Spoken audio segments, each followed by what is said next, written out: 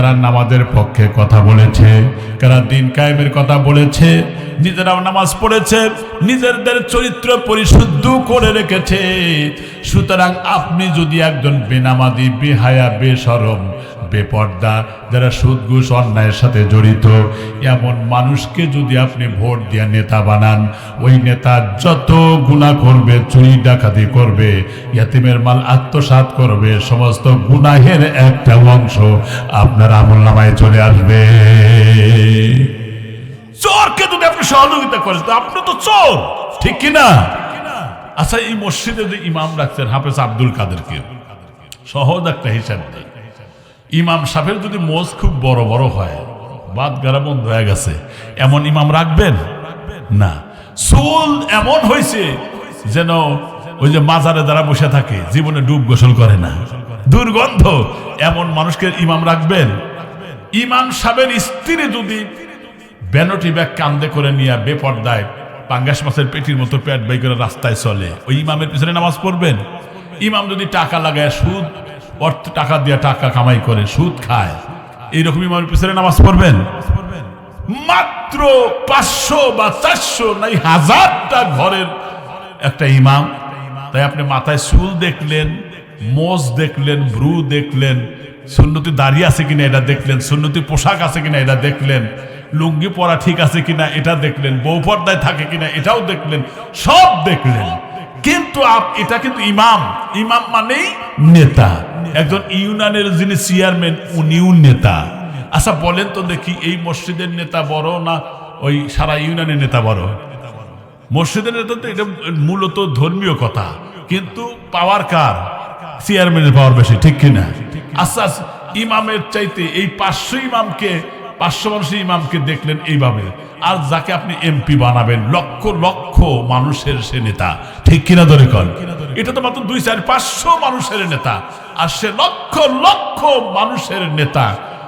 তার খাওয়া ঠিক আছে কিনা, তার সুন্নতি পোশাক ঠিক আছে কিনা, তার মোজ ঠিক আছে কিনা, তার লুঙ্গি পরা ঠিক আছে কিনা, তার বউ পর্দায় থাকে কিনা, সে অবৈধ কাজ করে না করে না, এ ধরনের কিছু দেখার দরকার আছে না নাই? যখন আপনি ইমামকে দেখলেন, আপনি যে বড় ইমাম দেখবেন, সেই বড় ইমাম যখন আপনি তাকে আপনার সমর্থন দিয়ে তার শক্তিকে বৃদ্ধি করে দিবেন, সেই লোকটা যদি ইসলামী পরিপন্থী কাজ করতে থাকে, আল্লাহর কসম সেই জালেমকে যদি আপনি শক্তি বৃদ্ধি করেন, তাহলে জালেমের কাতারেই আপনাকে দাঁড়াতে হবে। 100% শিওর। আমি কিন্তু কোনো রাজনৈতিক কথা বলতেছি না, যা কোরআন হাদিস আমি তাই বলতেছি, আর যাতে করে মানুষ বাঁচে, আমরা বাঁচি, সেই কথাই আমি বলতেছি, ঠিক কিনা? মুসলমান ভাইরা আমার, খুব ভালো করে বুঝবেন, যারা পাপের সাথে জড়িত এই অঞ্চলের মধ্যে আপনি খেয়াল করবেন, আমার ভাইরা কারা ভালো আর কারা মন্দ, নিজে কতটুকু ভালো এ কথা কিন্তু আপনারা নিজেরাই বুঝতে পারি, কথা ঠিক কিনা? চেহারা দেখলেও কিন্তু বোঝা যায়, কারণ পাপের নগদ শাস্তি আছে না নাই? পাপের নগদ শাস্তি হলো যেই লোকটা সবসময় পাপের সাথে জড়িত থাকবে, যেই লোকটা নামাজ পড়বে না, রোজা রাখবে না, হজ করবে না, জাকাত দিবে না, আমার ভাইরা মিথ্যা কথা বলবে, এরপরে ইসলামী পরিপন্থী কাজ করবে, আল্লাহ নবী বলেন সেই লোকটার চেহারা দুনিয়াতেই লাবণ্যতা কমে যাবে, সৌন্দর্য কমে যাবে। যারা পাপের সাথে থাকবে, বিশ্বাস করে বেশি বেশি পাপ করার কারণে আল্লাহ পাক তার স্মৃতি শক্তিকে নষ্ট করে দেন, ম্লান করে দেন, তার স্মৃতি শক্তি ভালো থাকে না। আর যারা নেক আমল করে তাদের স্মৃতি শক্তিকে আল্লাহ তাআলা শার্প করে দেন। সুতরাং যেই লোকেরা যত বেশি পাপ করতে থাকে, আল্লাহ তাআলা তার রিজেক্টটাকে কমায়া দেন, এবং সেই বাড়িতে সব থেকে রোগ আর ব্যাধিতে বেশি পরিণত করেন, রোগ এবং ব্যাধি আসে। কিন্তু শুনে রাখেন, কোন ইমানদারের যদি বালা মুসিবত হয়, রোগ হয়, সেই লোকটা যদি উসট খেয়েও ব্যথা পায়, যদি জ্বর এসেও যদি ঘরে শুয়ে থাকে, আল্লাহর নবী বলেছেন এই রোগ আর বালা মুসিবতের কারণে আল্লাহ তার জীবনের গুনাহগুলি মাফ করে দেন। সুবহানাল্লাহ বলেন। সেই জন্য পাপের নগদ শাস্তি হলো মানুষের জ্ঞান বুদ্ধি, হিতাহিত জ্ঞান বুদ্ধি লোপ পেয়ে যায়, ডিপ্রেশন, হতাশা বেড়ে যায়।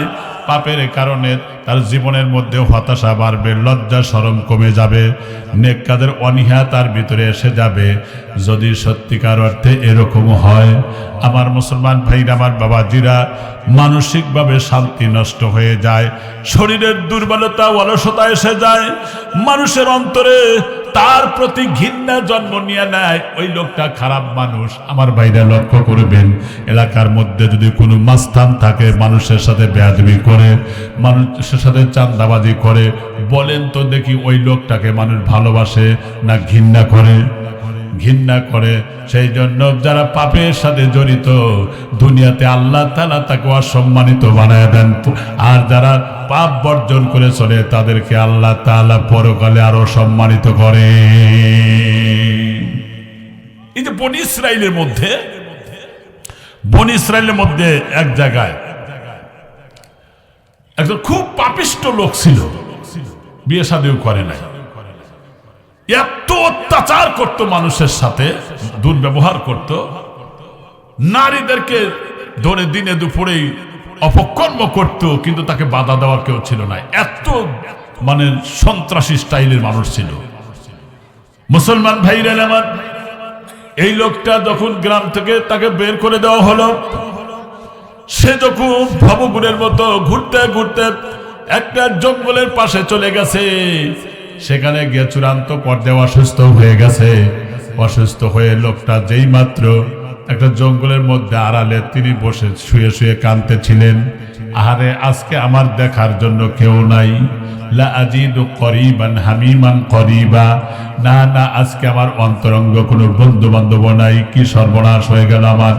আজকে যদি আমার মা থাকতো, আজকে যদি আমার বাবা বেঁচে থাকতো, মা বাপ যদি বেঁচে থাকতো, তাহলে আজকে আমারে দেখতেন। আমার মুসলমান ভাইরা এবং আমার পাশে আত্মীয় স্বজন গুলো কান্নাকাটি করতেন, কিন্তু আজকে কেউ নাই, এই জন্য কাঁদতেছিলেন। ওই সময় ডাক দিয়ে বলতেছেন, রব্বুল আলামিন, আয় আল্লাহ তাআলা, আজকে এই বিপদের সময় আমার মা নাই, এই বিপদের সময় আমার বাবা নাই, আমার দাদা নাই, আমার দাদি নাই, আমার ছেলে মেয়ে তো নাই, স্ত্রী নাই, পুত্র নাই, কেউ নাই। আল্লাহ তুমি ছাড়া আমার আর আপন বন্ধু কেউ নাই। ইয়া আরহামার রাহিমিন,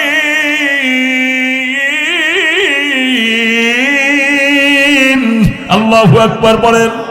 এইভাবে যখন তিনি আল্লাহকে বারবার ডাকতেছিলেন, আমার ভাইরা, ওই মুহূর্তে আমার আল্লাহ তাআলা ফেরেশতাদেরকে তার আত্মীয় স্বজনের চেহারা সুরত ধারণ করে পাঠিয়ে দিলেন আফসোস করার জন্য। এই লোকটা এইভাবে দুনিয়া থেকে বিদায় হয়ে গেল। এরপরে আল্লাহ পাক মুসা আলাইহিস সালাতু ওয়াস সালামকে ডাক দিয়ে বললেন যে, মুসা রে, এলান দিয়ে দাও, এমন লোক পাঠায় দাও, অমুক জঙ্গলের পাশে শুয়ে আছে আমার একজন খাঁটি বান্দা, এবং তাকে এনে দাফন কাফনের ব্যবস্থা করো, একটা এলান দিয়ে দাও। এই জানাজায় যেই লোকেরা উপস্থিত হবে, আমি আল্লাহ তাআলা তাদের জীবনের গুনাহ মাফ করে দিব। সুবহানাল্লাহ। এই একজনের হুজুরকে নিয়ে ঘরে নিয়ে যাও, হুজুর দাঁড়ায় আছে, ওই যে যাও, ওই ঘরে নিয়ে যাও, হুজুর ওই যে দাঁড়ায় আছে। আলহামদুলিল্লাহ। আমার ভাইরা বারবার বলতেছে, আল্লাহ দুনিয়ার কেউ আমার কাছে নাই, কিন্তু আল্লাহ তুমি তো আমার প্রিয় বন্ধু, তুমি তো আমারে তাড়া দাও নাই, গ্রামবাসী আমারে তাড়া দিয়েছে, আল্লাহ তুমি তো আমাকে তাড়া দাও নাই, তুমি এখনো রিজিক দিচ্ছ, তুমি এখনো সুস্থ রেখেছো, এখনো দেখার শক্তি দিয়েছো। সুবহানাল্লাহ পড়েন। ও আল্লাহ, ও মালিক, তুমি আমার প্রিয় বন্ধু।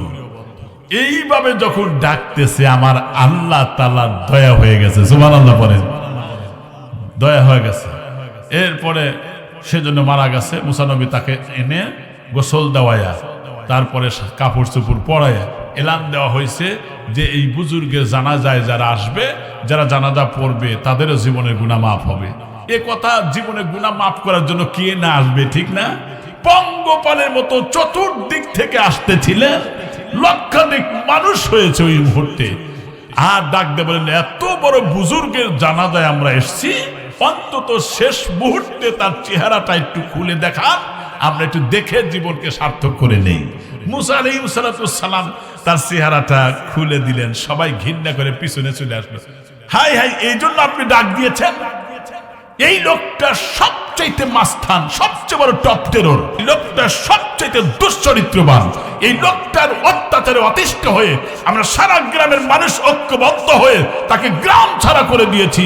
আর সেই লোকটার জানাজায় আমাদেরকে এলান করেছেন, আবার এই জানাজায় আসলে জীবনে গুনাহ মাফ হবে। আল্লাহ রাব্বুল আলামিনের দরবারে সিজদায় পড়ে গেলেন। আল্লাহর পয়গম্বর মুসা আলাইহিস সালাতু ওয়াস সালাম সিজদা পড়ে আল্লাহকে ডাক দিলেন। আল্লাহ পাক ডাক দেয়া বলেন, বান্দা মুসা রে, নবী আমার শোনো, আসলে লোকেরা যা বলে যে খারাপ মানুষ, এটাও সত্য। আবার আমি আল্লাহ পাক যে বলেছি তারা জানাজায় যারা শরীক হবে তাদের গুনাহ মাফ হবে, এটাও সত্য। সুবহানাল্লাহ বলেন। মুসলমান ভাইরা রে, আল্লাহ ডাক দেয়া বললেন, মুসা রে শোনো, এই লোকটা মৃত্যুর আগে তিনি এত নরম মনে সবকন্যা নিয়ে দিলটা নরম করে দিয়ে আমাকে এমন ভাবে ডাকতেছিলেন। আহারে ভাইজান, একটা মা বাবার সন্তান যদি হারিয়ে যায়, তার কলিজাটা মরুভূমি হয়ে যায়, কিন্তু 2 দিন বা 3 দিন পরে যদি এই মানুষটাকে পাওয়া যায়, তাহলে দেখবেন যে পাওয়া যাওয়ার পরে বাপ আর মা যতটুকু খুশি না হয়, কোনো মানুষ যখন অন্যায় করে বিপদগামী হওয়ার পরে যদি ভালো কাজ, নেক কাজ যদি করে, নেক আমল করবার জন্য যদি সে যদি তওবা ইস্তেগফার করে ফিরে আসে, বাপ মার চাইতে 1,00,000 কোটি গুণ বেশি আমার আল্লাহ তারে বেশি মহব্বত করে। সুবহানাল্লাহ পড়েন। আল্লাহর দয়া বেশি না মানুষের দয়া বেশি? মা বাবার চাইতে 1,00,000 কোটি গুণ বেশি দয়া বেশি কার? কথা বলেন কার? আল্লাহ। সেই আল্লাহকে যখন রাত্রে আপনি ডাকবেন, আহারে, আমি আজকেও পড়লাম একটা জায়গায়, পড়তে পড়তে ওমরের জীবনী পড়লাম, পড়তে পড়তে পাইলাম ওমর কাঁদতে কাঁদতে 2 চোখের কোনা দিয়ে দাগ পড়ে গেছে, একেবারে দাগ কালো কুসকুসে হয়ে গেছে। সাথীরা বলতেছেন, আচ্ছা এইরকম দাগ পড়ে গেছে, কিন্তু আপনি তো চিকিৎসা করলে এই দাগটা ভালো হবে, আপনি চিকিৎসা করেন মেহেরবানি করে। হযরত ওমর আবার কাঁদলেন, না আমি চিকিৎসা করবই না। কেন? আমি কাঁদতেছি আল্লাহর ভয়ে। কার ভয়ে? আমি কাঁদতেছি আল্লাহর ভয়ে, সেই জন্য আমি তো চিকিৎসা করব না। আমি যার ভয়ে আমি কাঁদতেছি সেই মালিক, সেই আল্লাহ রব্বুল আলামিন যদি পরকালে আমি মারা যাওয়ার পরে, পরকালে যদি আমার আল্লাহ আমাকে ডাক দেয় বলেন, ওমর তোমার চোখের কোনায় এইভাবে কালো কুচ্ছির দাগ পড়ে গেছে কেন? সেই দিন আমি আল্লাহকে বলবো, রব্বুল আলামিন, আল্লাহ তোমার ভয়ে, কবরের ভয়ে, আল্লাহ তাআলা তোমাকে ভয় করে, হাসরের ভয়ে, জাহান্নামের ভয়ে, তোমার ভয়ে কাঁদতে কাঁদতে আমার 2 চোখের কোনায় দাগ পড়ে গেছে। আল্লাহ ওই দিন যদি মনে করে যে আমার বান্দা আমার জন্য কেঁদেছে, এই কালো দাগের উসিলায় আমি আল্লাহ রব্বুল আলামিন তোমারে মাফ করে দিলাম। সেই ওমর কবরের পাশে দাঁড়ায় কাঁদতেন, কবরের পাশে দাঁড়ায় কাঁদতেন, এমন কান্না কাঁদতেন, লোকেরা বলে আপনি এইভাবে কাঁদছেন কেন? তিনি বললেন, আরে এই কবরের মধ্যে যারা শুয়ে আছে, এই কবর কত অসহায়, না জানি তারা কোন বিপদে পড়ে আছে, না জানি কবর কি ব্যবহার তার সাথে করছে। আমি তো কিছুদিনের মধ্যেই এখানে সামিল হব, আমি ওদের সাথে মিলিত হব, আমার সাথে কবর কি ব্যবহার করবে এই দুশ্চিন্তায় আমার চোখের ঘুম আসে না। আল্লাহু আকবার। পেরেশান হয়ে যেতেন। আব্দুর রশিদ গাঙ্গুহি, তার জীবনী পড়ে দেখলাম, আকাবির আসলাফ যারা, আরে কত বড় আমলদারি ছিলেন, তার জীবনীর মধ্যে পড়ে দেখলাম যে এই ব্যক্তির লাস্ট মুহূর্তে কাঁদতে কাঁদতে কাঁদতে কাঁদতে 2 চোখ অন্ধ হয়ে গেছে। চোখ অন্ধ হওয়ার আগে তারে বারবার লোকেরা, মুরিদরা ডাক দেয়, চলেন যাই ডাক্তারের কাছে যাই, চিকিৎসা করলে ভালো হবে, ডাক্তারের সাথে পরামর্শ করেছি, সুতরাং আপনি চলেন ওখানে যাই চিকিৎসা করি। ইমাম গাঙ্গুহি রাহমাতুল্লাহি আলাইহি বললেন, না না না, আমি চিকিৎসা করব না, আমি অন্ধই থেকে যাব। কেন থাকবেন? আপনার কি দেখার ইচ্ছে হয় না? কয় না, শোনো, অন্তত পক্ষে এই অবস্থায়, অন্ধ অবস্থায় যদি আমি চলে যাই, কবরে যদি চলে যাই, আমার মালিক আমার আল্লাহ যদি জিজ্ঞাসা করেন তুমি অন্ধ হয়েছে কেন, আমি সেই দিন গর্ব ভরে ডাকতে বলবো, আয় আল্লাহ আমি অন্ধ হয়েছি কাঁদতে কাঁদতে তোমাকে পাওয়ার জন্য, তোমার ভয়ে তো আমি অন্ধ হয়ে গেছি কাঁদতে কাঁদতে। আল্লাহ যদি ওই দিন আমারে ডাক দেয় বলে বান্দা তুই আমার ভয়ে কেঁদেছিলি, আমার ভয়ে কেঁদে কেঁদে চোখ তোর অন্ধ হয়ে গেছে, যা আমি আল্লাহ রব্বুল আলামিন তোর জীবনের গুনাহগুলি মাফ করে দিলাম। আল্লাহু আকবার, আল্লাহু আকবার। কিভাবে তাদের পরকালের চিন্তা বিভোর ছিল, ঠিক কিনা? তাদের কবরের চিন্তা, পরকালের চিন্তা, তাদের চোখে ঘুম আসতো না। কিন্তু আজকে আমাদের অবস্থা কি দেখেন। আমরা আজকে কোরআনে মাহফিলে এসে একটু বসবো, কসম আল্লাহর, এখানে বসলে পরে আল্লাহ প্রত্যেক নিঃশ্বাসে নেকি দিচ্ছেন, গুনাহ কেটে দিচ্ছেন। সুবহানাল্লাহ পড়েন। হতে পারে আজকের এখানে বসার কারণে আপনার জীবনে গুনাহ মাফ হয়ে যাবে, সুবহানাল্লাহ পড়েন। কিন্তু আমি তো আজ হোক আর কাল হোক আমার তো মরাই লাগবে, ঠিক কিনা? আমি তো কবরে যাব, আমার কবরের হালত কি হবে? আহা, জীবনে কত ওয়াজ করলাম কিন্তু পরিবর্তন পাচ্ছি না, আমি পরিবর্তন পাচ্ছি না। মানুষ মেলার মধ্যে, শুধু মেলার মধ্যে। আরে এই যে কত মানুষ, আজকে আমি আফসোস করেছি আমার জুমায় পুরা ঘর বোঝাই হয় নাই। আমাকে কয়েক মুসল্লি বললাম কাল ওয়াজ হচ্ছে তো আজ নামাজ পড়া লাগবে না, কালকে ওয়াজ নসিহত হচ্ছে, 2 দিন ওয়াজ শুনলো, নামাজের মনে হয় প্রয়োজন নাই, এই জন্য আজকে মুসল্লি কম হয়েছে। হায় রে হায়, কবর 6 দিন পরে নখ খসে যায়, 9 দিন পরে চুল, কবরের সামান নিতে কইরো না তুমি ভুল, কবর জায়গা ভালো নয়, কবর জায়গা ভালো নয়, কবর জায়গা ভালো নয়, কবর জায়গা ভালো নয়, ঠিক কিনা? 99টা সাপ, এক একটা সাপ এত বিষাক্ত বিষধর, ওই সাপ যদি দুনিয়া একবার নিঃশ্বাস ফেলতো, বৃক্ষ তরুলতা এবং সবকিছু সারখার হয়ে যেত, বিষের ক্রিয়ায় মানুষ মারা যেত দম ফেটে। এমন ভয়ঙ্কর সাপ কামড়াতে থাকবে কবরের মধ্যে। এই ভয় মানুষের মধ্যে গ্রো করে না। মুসলমান ভাইরা আমার, আল্লাহ কিন্তু পরকালে গার্জিয়ানদের কেউ ধরবেন, ঠিক কিনা? এই যে আমরা শুধু জিকির করি, মনে করি জিকির করি জান্নাতে চলে যাব, ঠিক আছে, ভালো কথা, জিকির করলেন, কিন্তু মসজিদের নামাজ পড়লেন, জিকির করলেন, সবই ঠিক আছে। এখন যদি রাজনীতি করেন তাহলে ইসলামের বিপক্ষে, কোরআনের রাজ কায়েমের পক্ষে যারা তাদের নির্যাতন করে, নিপীড়ন করে, এই সমস্ত দলের সাথে যদি আপনি থাকেন, এটা কি জিকির হইল? আপনি নামাজ পড়ছেন, জিকির করছেন, ঠিক আছে, ওজনে কম দিতেছেন, এটা তো জিকির হইল না। ওজনে সঠিক দিতে হবে, এটাও জিকির, ঠিক কিনা? সন্তানদেরকে দ্বীনের তরক্কি দিতে হবে, দ্বীনের ইলম দিতে হবে, এটাও জিকির। আমার মুসলমান ভাইরা, আপনার বউরে পর্দায় রাখতে হবে, এটাও জিকির। আমার ভাইরা, যত শিরিক আছে, বিদআত আছে, এগুলো মূলোৎপাটন করতে হবে। দেখবেন যে আমার ভাইরা, আপনারা লক্ষ্য করে দেখবেন, এই যে যারা শলাটি বিক্রি করে হাটের মধ্যে, অনেকগুলো শলা দেয়, তারপরে শক্ত হয় না, কিন্তু ওর মধ্যে একটা গোজ দেয়, ঠিক কিনা? দেখুন, গোজ দিলেই পরেই কিন্তু শক্ত হয়ে যায়। শলাগুলো চিকন চিকন, গোজ হলো মোটা। ধরেন এই গোজটা হলো ইসলামী আন্দোলনের বড় নেতা, আর এই ছোট্ট ছোট্ট শলাকাগুলো হলো ইসলামী আন্দোলনের কর্মী। সুতরাং সব যদি এক জায়গায় এভাবে ঐক্যবদ্ধ হয়ে যদি ঝাঁটা বানায় ঝাঁট দেওয়া হয়, ছোট ময়লাও যায়, বড় ময়লাও যায়। আমরা সবাই যদি জামাতবদ্ধ হয়ে, ঐক্যবদ্ধ হয়ে যদি আমরা শিরক আর বিদআতকে মূলোৎপাটন করতে পারি, তাহলে বুঝতে হবে এটাও জিকির, ঠিক কি না? এটাও জিকির। আপনি আইল ঠেলবেন না, আপনি সীমা লঙ্ঘন করবেন না, অন্যকে হত্যা করবেন না, নারী দর্শন করবেন না, এটাও জিকির। ব্যবসা করবেন, অবৈধ হারাম টাকা দিয়ে ব্যবসায় ঢুকাবেন না, এটাও জিকির। সুবহানাল্লাহ পড়েন। আল্লাহর যেটা নির্দেশ ফলো করা যেমন জিকির, যেটা নিষিদ্ধ সেটা বর্জন করাটাও জিকির, ঠিক কিনা? কি দেয়া বুঝাইলে বুঝবে, আমার বুঝে আসে না।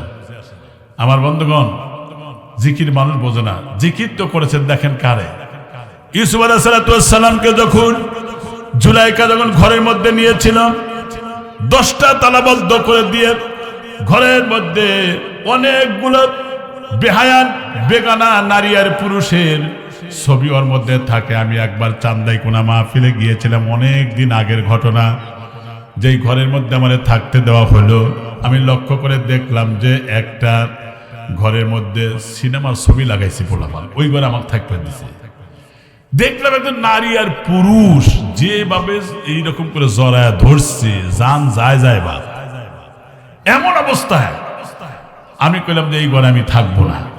তাহলে ওই যে বেহায়াপনা ছবি, অনুরূপ ভাবে হযরত ইউসুফ আলাইহিস সালামকে আকৃষ্ট করার জন্য ঘরের মধ্যে জুলাইখা ওই রকম করে উলঙ্গ ছবি রেখেছিল, যাতে করে তার যৌন চাহিদা আসে, আমি পূরণ করতে সক্ষম হই।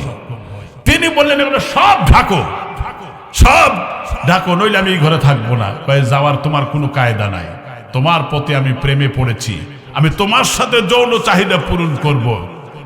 তিনি ওই ঘরের মধ্যে তিনি 10টা তালাবদ্ধ, কেমনে যাবেন, চাবি তো তার কাছে নাই। জিকির আল্লাহর কাছে দোয়া করলেন, আল্লাহ এই নারীর চক্রান্ত থেকে তুমি আমার হেফাজত করো, সুবহানাল্লাহ পড়েন। তখন আল্লাহ পাক জিব্রাইলকে পাঠা দিলেন। জিব্রাইল কানে কানে বললেন, আপনি আপনার কাজ করুন, দৌড়ায় দরজার কাছে যান, বাকি কাজ আমার আল্লাহ, সুবহানাল্লাহ পড়েন। যখনই দরজার কাছে যায়, ছট করে দরজা খুলে যায়। 10টা দরজাই যখন খুলে গেছে, বের হয়ে গেছে, আজিজ মিশর তখন তার সামনে পড়ে গেছে। লম্বা ঘটনা বললেন, আমি যেহেতু টাইম পাবো না, ওইদিকে যাচ্ছি না। তার মানে উনি জিকির মানে স্মরণ করলেন কাকে? জিকির মানে জাল কাপড় জিকর, এই স্মরণ করে আল্লাহকে স্মরণ করলেন। এই জন্য আল্লাহ তাকে স্মরণ করে ইজ্জত রক্ষা করলেন জেলের মধ্যে দিয়া। আরো তার জনপ্রিয়তা বাড়ছে না কমছে? জেল খানার পরে তাকে অর্থমন্ত্রী এবং মিশরের প্রেসিডেন্ট আল্লাহ তাআলা বানিয়েছিলেন। এটারও ইতিহাস আছে, কেন ঢুকালেন আল্লাহর মধ্যে, এটা লম্বা ইতিহাস, আমি বলবো না। মুসলমান ভাইরা আমার, ইব্রাহিম আলাইহিস সালামকে যখন আগুনে দিয়েছিল, আগুনে দেওয়ার পরে চতুর্দিক থেকে আগুন দাউ দাউ করে জ্বলছে আগুনের মধ্যে। এরপরে উপর থেকে আমার ভাইরা, ফেরাউনের একজন কন্যা ছিল, লক্ষ্য করে দেখে আগুনের মধ্যে, কয়ে তোমার তো এখনো আগুন তো তোমাকে পোড়াতে পারছে না। এরপরে নমরুদ বলে আগুন তো পোড়ায় না। আগুন বলে, নমরুদ রে, পড়ে কি না পড়ে তুই ভিতরে আয়, ঠিক কিনা? ভিতরে দিয়ে আয়। আমার ভাইরা আগুনের মধ্যে 40টা দিন যখন ছিলেন, এই আগুনে থাকার পরেও পড়ল না কেন? আমার আল্লাহ তাআলা বলেন, বারদাহু ওয়া সালামান আলা ইব্রাহিম, কারণ আমি আল্লাহর নির্দেশ দিয়েছি, আগুন রে তুই নাতিশীতোষ্ণ হয়ে যা, ঠান্ডা এমন ঠান্ডা হোস না যে ঠান্ডা হলে তার কষ্ট হয়, এমন গরম হোস না যে গরমে তার কষ্ট হয়। কবি বলেছেন, আওয়াজ বিগারহ আওয়াজ বিগারহ ইব্রাহিম কা ইমা পায়দা আক্কর শক্তি হে এক আন্দাজ গুলিস্ত পয়দা। এখনো যদি তোমরা ইব্রাহিমের মতো ঈমান বানাতে পারো, এখনো তোমাদের জন্য আগুন ফুলের বাগানে পরিণত হবে। সুবহানাল্লাহ বলেন। মুসলমান ভাইরা আমার, শুধু তাই না, ইউনুস নবী যখন মাছের পেটের মধ্যে, ওই জায়গায় জিকির করলেন, স্মরণ করলেন কাকে? লা ইলাহা ইল্লা আনতা সুবহানাকা ইন্নী কুনতু মিনাল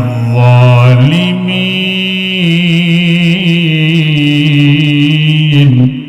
16 লক্ষাধিকবার যখন স্মরণ করলেন, জিকির করলেন, আল্লাহকে স্মরণ করলেন, আল্লাহ রাব্বুল আলামিন মাস্টার মুখটা হা বানায় দিলেন, যাতে করে ওর ভিতরে অক্সিজেন যাওয়া আসা করে। অক্সিজেন দেওয়ার মালিক কে? জোরে বলেন। আমার ভাইরা এই যে অক্সিজেন, আমার ভাইরা অক্সিজেন যে আমরা গ্রহণ করতেছি, আল্লাহ তো বিল নেয় নাই আমাদের কাছ থেকে। সূর্যের আলো গ্রহণ করতেছি, আল্লাহ আমাদের কাছে বিল নেয় নাই। আল্লাহ দেওয়া চোখ দিয়ে দেখতেছি, বিল নেয় নাই। আল্লাহ দেওয়া জমিনে চলতেছি, বিল নেয় নাই। আল্লাহ দেওয়া হাত দিয়ে ধরি, আল্লাহ তো বিল নেয় নাই। আল্লাহ দেওয়া পা দিয়ে চলি, বিল নেয় নাই। আল্লাহ দেওয়া গাছের ফল ফ্রুট গুলো খাই, বিল নেয় নাই, নিবেও না দুনিয়াতে। কিন্তু আমার ভাইরা আল্লাহর এই নিয়ামত গুলো ভোগ করার কারণে পরকালে আমার আর আপনার কাছ থেকে পাই পাই করে আমার আল্লাহ হিসাব নিবেন, ঠিক কিনা? সেই হিসাবের দিনকে ভয় করেন। এই জন্য যারা গার্জিয়ান হবে তাদেরকে ডবল আযাব দেওয়া হবে। কারণ গার্জিয়ান তার সন্তানগুলো নামাজের প্রতি উদ্বুদ্ধ করে নাই, সৎ বানাবার জন্য উদ্বুদ্ধ করে নাই। আল্লাহ পাক বলেন, ওয়াকালু রব্বানা ইন্না আতা'না সাদাতানা ওয়া কুবারা'না ফাআদাল্লুনাস সাবিলা রব্বানা আতিহিম দি'ফাইনি মিনাল আযাব ওয়ালআনহুম লা'নান কাবীরা। আল্লাহু আকবার। তারা বলবে, আমাদের প্রতিপালক, আমরা আমাদের গার্জিয়ান বা বড়দেরকে অনুসরণ করেছি, তারাই আমাদেরকে গোমরা বা পথভ্রষ্ট করেছে, ঠিক কিনা?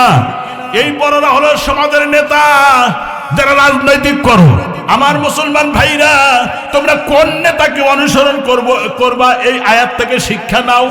যে নেতা আসার পরে তোমাকে নামাজের কথা বলে না, যে নেতা আসার পরে তোমাকে চরিত্র পরিশুদ্ধর কথা বলে না, যে নেতা আসার পরে বাপমার খেদমতের কথা বলে না, যেই নেতা আসার পরে পরকালের জীবন কেমন হবে এমন কথা বলে দেয় না, এই নেতাকে অনুসরণ কইরো না।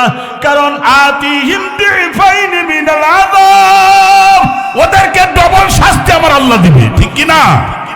আপনাদের খারাপ লাগতেছে? আমি কিন্তু আপনাদের অনুরোধ করে বলতেছি, কোরআন হাদিসের আলোকে কথা বলতেছি, এই কথাগুলো আমাদের মানার জন্য বলতেছি, ঠিক কিনা? কারণ কার পিছনে অনুসরণ করব, কাকে নেতা বানাবো, কাকে ইমাম বানাবো, কার নেতৃত্বে চলবো, তাহলে আমার জীবন কার অনুসরণ করলে পরকালের জীবন সুন্দর হবে। কিন্তু আজকে সেই চিন্তা আর চেতনা আজকে আমাদের মধ্যে নাই। সবচাইতে দুঃখ এবং পরিতাপ আমার কাছে লাগে, এত আজ নসিহত কই যায়। ইব্রাহিম আলাইহিস সালামকে আগুন পোড়াইতে পারে নাই, স্মরণ করছিলেন কাকে? ওটাও জিকির। ইউসুফ নবী, তিনি কুয়ার মধ্যে সাপ পোকা মাকড়ের কামড় থেকে হেফাজত করেছিলেন, জিকির করেছিলেন কার? আল্লাহ পাকের। এরপরে আমার মুসলমান ভাইরা, মুসা আলাইহিস সালাম তার সাথীবর্গকে নিয়ে নীল দরিয়ার মধ্যে দিয়ে রাস্তা তৈরি করে তারপরে কাফেরের গোষ্ঠী শুদ্ধা পানির মধ্যে চুবাইয়া ইতিহাসে রাস্তা করে নিক্ষেপ করেছে, নিস্তেনাবুদ করেছেন। কারণ ওর মধ্যে মুসা নবী তার সাথীরা আল্লাহর জিকির করেছিলেন। এটাই হলো জিকির। জীবনের সকল ক্ষেত্রে আল্লাহর কাজ করবো, এটাই জিকির, ঠিক কিনা? কারণ আরো বিপদ আছে। কারণ ময়দানে হাসরে কামিয়াব হবে কে? কোরআনে আছে না নাই? কে কামিয়াব হবে আর কে ক্ষতিগ্রস্ত হবে? আল্লাহ রাব্বুল আলামিন বলেন, ওয়াল ওয়াজনু ইয়াউমাইযিনিল হাক্কু ফামা সাকালাত মাওয়াজিনুহু ফাউলাইকা হুমুল মুফলিহুন। আল্লাহু আকবার বলেন। কিয়ামতের দিন বান্দার আমলকৃত নেকি আর বদি যথার্থই যখন ওজন করা হবে, যাদের নেকির পাল্লা হালকা হয়ে যাবে তারা ক্ষতিগ্রস্ত হবে, আর যাদের নেকির পাল্লা, যাদের ভারী হবে তারা হয়ে যাবে আমার ভাইরা কামিয়াব। আমার মুসলমান ভাইরা, এই জন্য নেকির পাল্লা আমাদের ভারী করা দরকার আছে না নাই?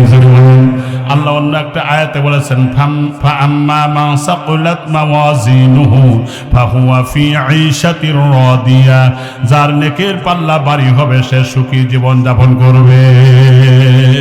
নেকিরই তো দরকার পরকালে। টাকা দিয়ে কাজ হবে না, সন্তান দিয়ে কাজ হবে না, অর্থ দিয়ে কাজ হবে না, ওখানে নেকির কারবার, ঠিক কিনা? এদের সেই নেকি কামাই করবার জন্যই তো আমাদের দরকার। নইলে কিন্তু এই যে হাত দিয়া, আমি অনেক সময় বলি অবৈধভাবে সুদের টাকা লেনদেন করে মানুষ, সিগারেট খায়, বিড়ি খায় হাত দিয়ে। এই ধোঁয়ার মধ্যে, সিগারেটের মধ্যে জাহান্নামের 3 প্রকার গন্ধ আছে। আমার মুসলমান ভাইরা, ধোঁয়াটা এটাও একটা অংশ, আগুন একটা অংশ, তারপর ওর মধ্যে যে আছে আর একটা লোভ, কি কয়, জর্দা জাতীয় আছে না নাই, এগুলো সবগুলোই মানুষের জীবনের এবং শারীরিক সব দিক থেকেই ক্ষতি হবে।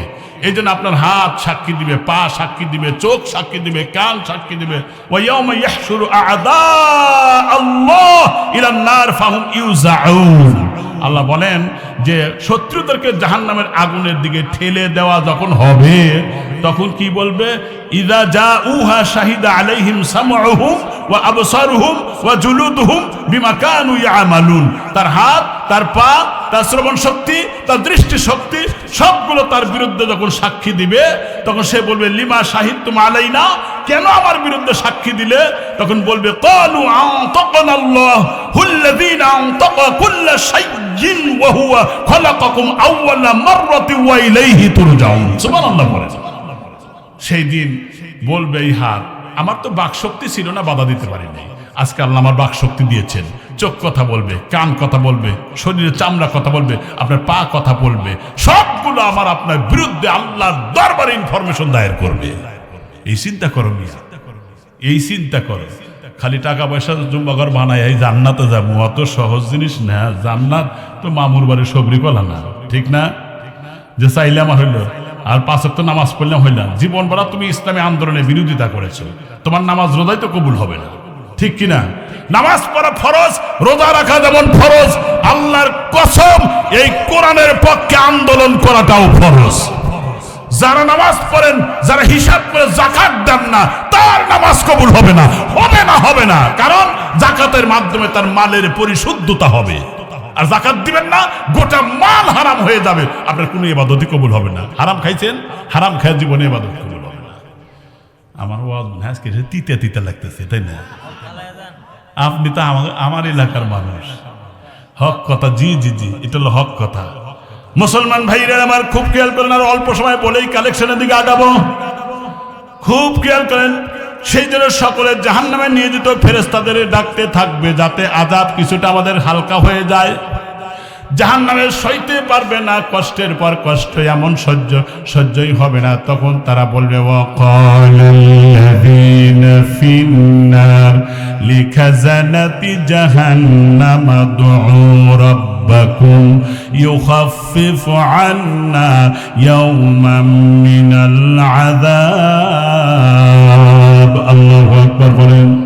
জাহান্নামীর আযাবের ফেরেশতাকে ডেকে বলবে, জাহান্নামে যারা যাবে ওরা জাহান্নামের আযাবের ফেরেশতাকে ডেকে বলবে, হে ফেরেশতারা, আপনারা আমাদের জন্য আল্লাহ পাকের নিকটে একটু প্রার্থনা করেন। উদউ রাব্বাকুম, আল্লাহর দরবারে প্রার্থনা করেন, কারণ জাহান্নামের আযাব বড় কষ্ট পাচ্ছে, একটু আযাবটা যেন হালকা করে দেয়, না হয়তো একবারে মেরে ফেলে দেওয়া হোক।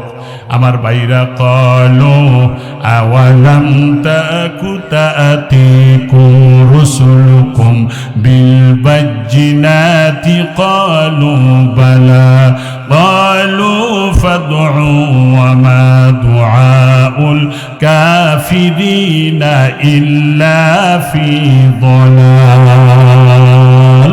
আল্লাহু আকবার।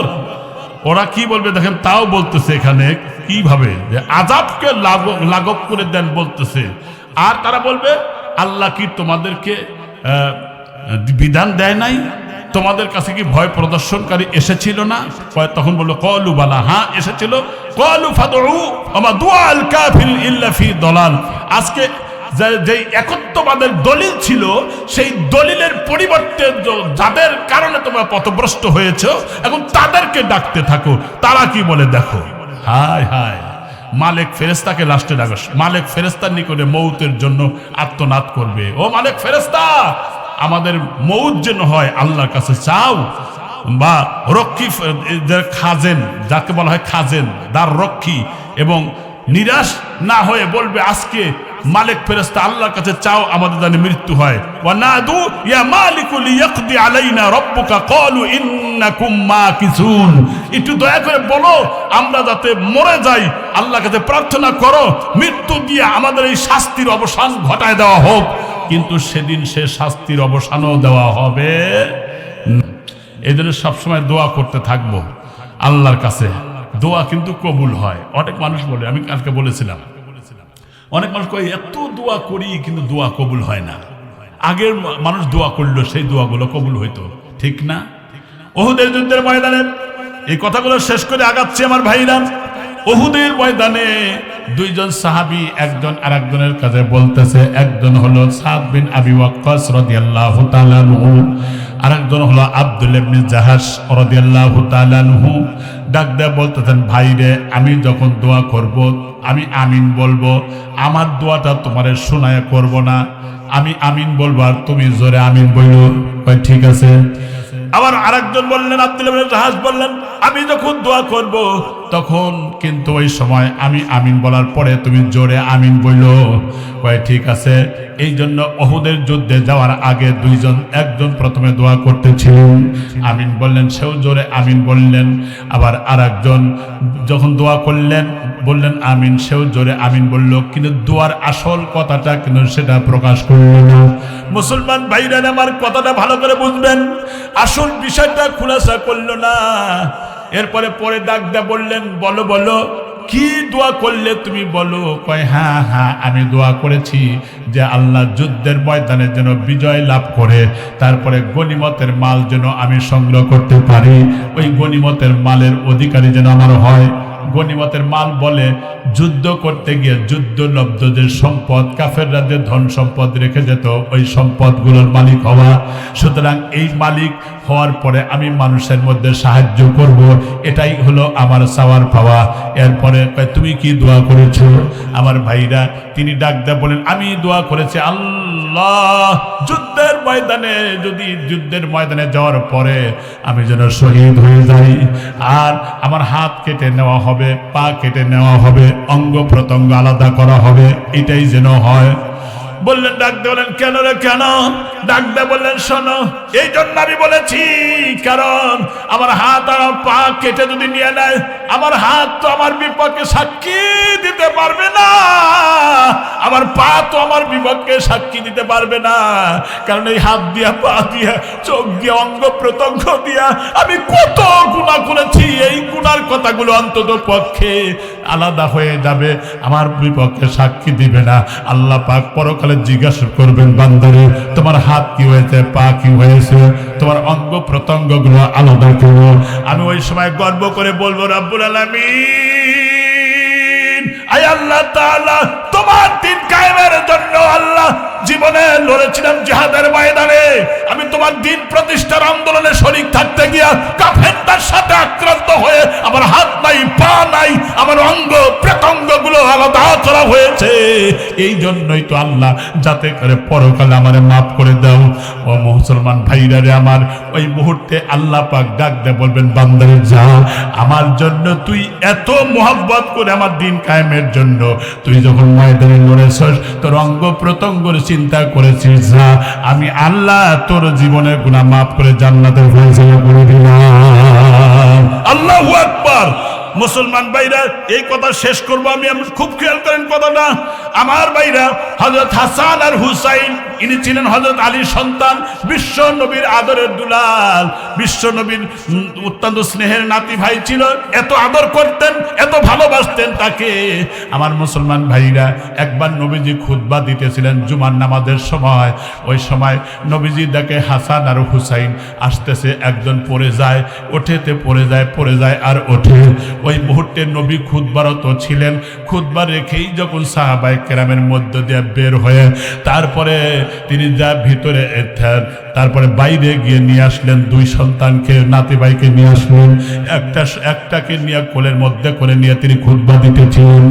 নবীজি সন্তানদেরকে, শিশুদেরকে এত ভালোবাসতেন, কিন্তু আমার দেশে মসজিদে যদি কোনো ছোট বাচ্চা যদি মসজিদে আসে, প্রথম কাতারে আসার পরে ধাক্কা দেব, দ্বিতীয় কাতারে আনে কয় এই পিছনে যা, সেও আরো পিছনে যায়, এইভাবে শেষ কাতারে, যাতে করে নিরুৎসাহিত হয়ে যায়, কখনো নামাজে আসবে না। নামাজের মধ্যে যদি ডিস্টার্ব করে সন্তানগুলোকে, করবে, তার সাথেও তো খারাপ আচরণ করতে রাসূল নিষেধ করেছেন। মুসলমান ভাইরা আমার, বাবাজির আমার, এই হযরত হাসান আর হুসাইন চূড়ান্ত পর্যায়ে অসুস্থ হয়ে গেছে। হযরত ফাতিমা মানত করেছিলেন, আমার এই দুই সন্তান যদি সুস্থ হয়ে যায় তাহলে আমি এই সন্তানদের জন্য রোজা রাখবো। আমার ভাইরা তারপরে যখন সুস্থ হয়ে গেল, এরপরে তিনি রোজা রাখলেন পানি পান করে। এরপরে ঘরের মধ্যে তো কিছু নাই, পানি পান করলেন রোজা রেখে, আবার একটু খেজুর খেয়ে তারপরে তিনি ইফতার করলেন। এভাবে টানা 2 দিন যাওয়ার 3 দিন যাওয়ার পরে আমার ভাইরা ইহুদির বাড়ির থেকে এক ধরনের পশমি সুতা এনে তারপরে সেই কাজগুলো করে যেই আটা, যেই জব পাইতো সেই জব আমার ভাইরা হাত দিয়ে পিষা পিষা আটা বানানোর পরে আমার ভাইরা 7টা রুটি বানাইছে, 5টা রুটি বানাইছে। 5টা রুটি একটা খাবে ফাতেমা, একটা খাবেন আলী, আর একটা খাবেন হাসান, আর একটা খাবেন হুসাইন, আর একটা বাদী ছিল ফিদ্দা, তিনি খাবেন। মুসলমান ভাইরা আমার, বাবাজির আমার, কিন্তু এমন সময় ইফতার করবেন, একজন সায়েলেতে হাত ছাড়লো, আমি চূড়ান্ত পর্যায়ে অসুস্থ, আমি ক্ষুধার্ত, আমার খাবার ব্যবস্থা করে দাও। এরপরে এক এক করে 5টাই দেওয়া হলো। এভাবে 3 দিন পর্যন্ত দিয়ে দিলেন। আমার ভাইরা বিশ্ব নবী চলে আসলেন ফাতেমার বাড়িতে। ও ফাতেমা, তুমি দরজা খুলো। এরপরে ফাতেমা দরজা খুলতে পারছে না। তিনি ক্ষীণ কণ্ঠে বললেন, আব্বা, আমি যে দরজা খুলবো কিন্তু আমি তো আসতেই পারতেছি না, কারণ আমি একটা ভালো কাপড় আমি মুড়ি দিয়া সতর ডেকে আসবো, এরকম কাপড় বাবা না। মুসলমান ভাইরা আমার, ফাতেমা ডাকতে বলেন, আব্বা, আমি জায়নামাজ থেকে ওঠার শক্তিও হারিয়ে ফেলেছি। আপনার 2 নাতি ভাই ক্ষুধার কারণে বারবার আমার মায়ের কাছে যখন আসে, আমি কোত্থেকে কি দিব, এই জন্য সন্তানগুলো অসুস্থ হয়ে গেছে। আমার বন্ধুগণ, এরপরে আল্লাহর নবী ডাক দিয়ে বললেন, আমার রুমালটা দিয়ে দিলাম। ভিতরে দিয়ে দেওয়ার পরে ফাতেমা আস্তে আস্তে আসলেন। ফাতেমার চেহারা দেখে নবীজি কেঁদে ফেললেন। নবীজিও কাঁদলেন, দেখো আমিও 3 দিনের না খাওয়া। মুসলমান ভাইরা, এরা যারা রোজা রাখলেন, না খেয়ে থাকলেন, তারপরে দান করলেন, আল্লাহ রাব্বুল আলামিন কোরআনের আয়াত নাজিল করে জানায় দিলেন, ওয়া ইউতঈমুনা তুআমা আলা হুব্বিহি মিসকিনা ওয়া ইয়াতীমা ওয়া আসীরা। আল্লাহর মুহাব্বতে অভাবগ্রস্ত ইয়াতীম আর কয়েদিকে যারা আহার দান করে, আমার আল্লাহ তাদেরকে জান্নাতের খাবার খাওয়াইছিলেন। আল্লাহু আকবার। এজন্য দানের ফজিলত এত বেশি। এই জন্য আমি আপনাদের অনুরোধ করবো, এই মসজিদটা বাজার মসজিদ, এই মসজিদটা সুন্দর হওয়া দরকার আছে না? বলেন আমার ভাইরা, সেই মসজিদের জন্য কোন ভাই আছেন 1000, 2000, 5000, 10000, যে যা পারেন এই মসজিদ সাত করা হবে। মান বানা লিল্লাহি মাসজিদান বানাল্লাহু বাইতাল্লাহু ফিল জান্নাহ।